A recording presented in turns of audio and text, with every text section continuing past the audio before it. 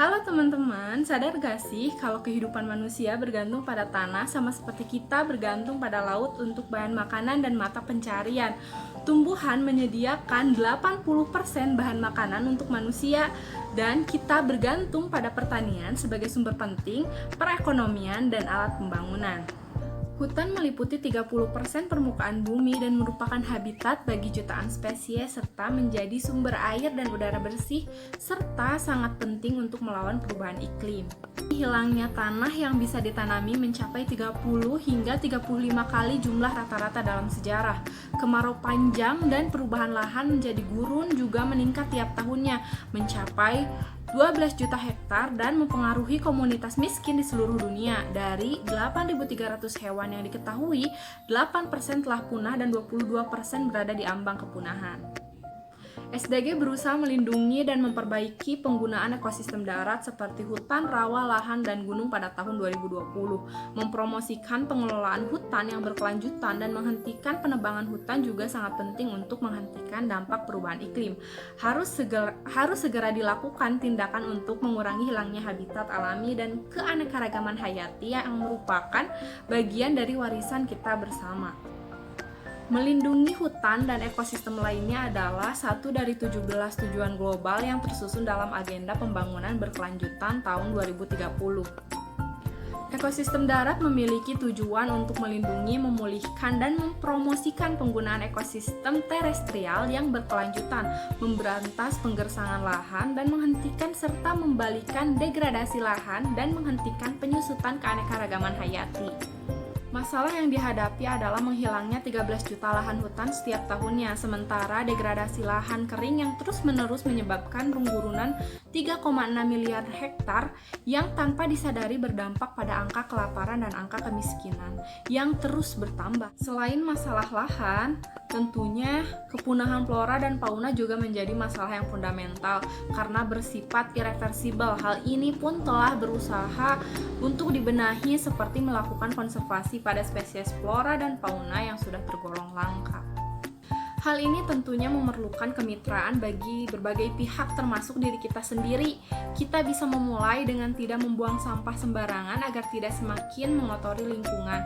Menanam pohon di sekitar lingkungan kita sendiri agar pasokan oksigen terjaga, membantu dalam konservasi flora dan fauna yang langka. Sebagai mahasiswa, selain turun langsung dalam konservasi, kita juga dapat menjadi relawan untuk memberikan edukasi kepada masyarakat awam tentang pentingnya menjaga ekosistem darat. Untuk lebih jelasnya, ada beberapa cara untuk menjaga keseimbangan ekosistem darat, yaitu dengan hal pertama dengan melakukan reboisasi, yaitu penanaman kembali. Hutan yang telah ditebang ditanam kembali dengan benih-benih pohon yang baru. Yang kedua, dengan melakukan tebang pilih. Tebang pilih adalah dengan tidak menebang pohon yang masih berusia muda. Kita dapat menebang pohon dengan memilih yang berusia tua dan tidak produktif kembali.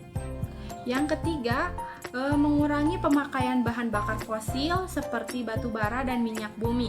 Caranya dengan memakai sumber energi alternatif seperti sinar matahari ataupun angin untuk mengganti batu bara, serta mengurangi pemakaian kendaraan bermotor. Karena kita tahu udara saat ini sudah sangat tidak baik, jadi diharapkan tidak terlalu sering menggunakan kendaraan-kendaraan bermotor karena itu dapat menyebabkan polusi udara yang mengakibatkan buruk pada kesehatan diri kita. Selanjutnya, menjadi konsumen yang bijak dengan mengurangi produk yang memakai minyak kelapa sawit. Saat ini banyak produk-produk alternatif lain yang dapat menggantikan minyak kelapa sawit, seperti minyak jagung sebagai pengganti minyak kelapa sawit untuk memasak. Kemudian mengurangi pemakaian kertas dan tisu yang berasal dari pohon, serta melakukan daur ulang pada sampah kertas sehingga dapat dipakai kembali.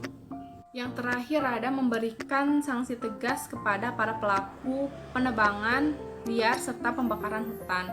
Hal yang paling sederhana yang dapat kita lakukan saat ini adalah dengan tidak membuang sampah sembarangan.